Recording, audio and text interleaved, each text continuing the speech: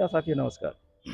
मैं कमलेश्वर सिंह फिर एक बार आपके सामने उपस्थित हो गया। साथियों, आज की समस्या जो है आपने थंबनेल में पढ़ ही लिया होगा। दरअसल मध्य प्रदेश से लगभग 300 सीएचओ की सेवाएं समाप्त होने की कगार पर हैं, और वो क्यों हैं वो सारी चीज़ें हम आपको बताएंगे। और उनकी सेवाएं समाप्त नहीं किया जाना वो भी हम बताएंगे कि सेवाएं इनकी समाप्त नहीं की जा सकती हैं और इनको आगे भी रखा जाना चाहिए। तो साथियों, शुरुआत करते हैं हम इनके प्रकार से। सीएचओ में दो कैटेगरी के आधार पे नियुक्तियां हो रही हैं।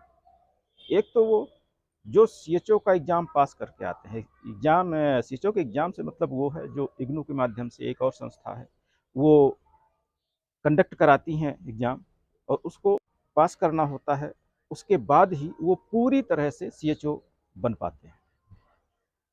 तो साथियों, इसमें दो कैटेगरियां जो हैं वो ये ऐसी हैं कि पहली कैटेगरी जो है, जो सीएचओ का एग्ज़ाम पास करके आते हैं, उनकी सैलरी जो होती है वो 25,000 प्लस इंसेंटिव 15,000, यानी टोटल 40,000 मिलती है। लेकिन जो कैंडिडेट, जो सीएचओ अपना ट्रेनिंग के बाद एग्ज़ाम पास नहीं किए रहते हैं, 6 महीने की इनको ट्रेनिंग दी जाती है और फिर पोस्टिंग कर दी जाती है उप स्वास्थ्य केंद्रों में, या आप जाके वहाँ स्वास्थ्य सेवाएं दीजिए। तो जो सीएचओ अपना ट्रेनिंग के बाद एग्ज़ाम पास नहीं कर पाते हैं, उनकी सैलरी जो होती है 15,000 प्लस 7,500, यानी जो पास हुए हैं ठीक उनका आधा इंसेंटिव दिया जाता है और सैलरी 15,000 दी जाती है। अब साथियों, यहाँ पर समस्या इस बात की है कि 8 से 10 घंटे काम करना, उसके बाद घर परिवार में आना, वहाँ की भी अपनी डेली की ज़रूरतें पूरी करना, उसको भी समय देना। अब इसके बीच में पढ़ाई कैसे हो सकती है? आदमी बड़े मुश्किल से पढ़ाई का समय निकालता है, उसमें पढ़ने की कोशिश करता है, लेकिन साथ ही सब सेंटर कुछ ऐसे हैं, या हम ये कहें कि ज़्यादातर हर सब सेंटर में कम से कम 2 एनएम की पोस्टिंग होती है, व्यवस्था रहती है वहाँ पर, लेकिन कहीं पर एक है, कहीं पर एक भी नहीं है। ऐसी स्थिति में ये सीएचओ ही वहाँ का सारा काम करते हैं। ऑनलाइन डाटा अपडेट करना, कोविड के समय में इंजेक्शन लगाना, कोविड के इंजेक्शन भी लगाए हैं बहुत सारी जगह पे, और यह आरआई करना, जो नियमित टीकाकरण होता है बच्चों का वो भी करना, साथ में अदर पेशेंट भी गांव क्षेत्र के देखना। अब ये सारी चीजें 8 से 10 घंटे करने के बाद इंसान क्या पढ़ने लायक बचता है?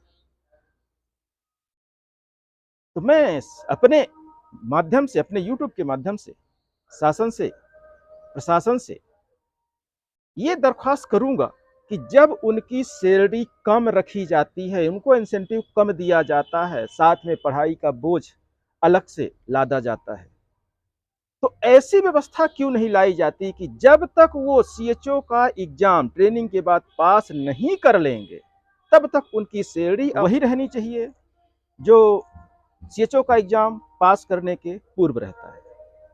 सीएचओ की सेवाएं, बड़े मुश्किल से नौकरियां मिलती हैं, लोग सेवाओं में आते हैं, उसके बावजूद उन पे नौकरी जाने का खतरा मंडराता रहता है।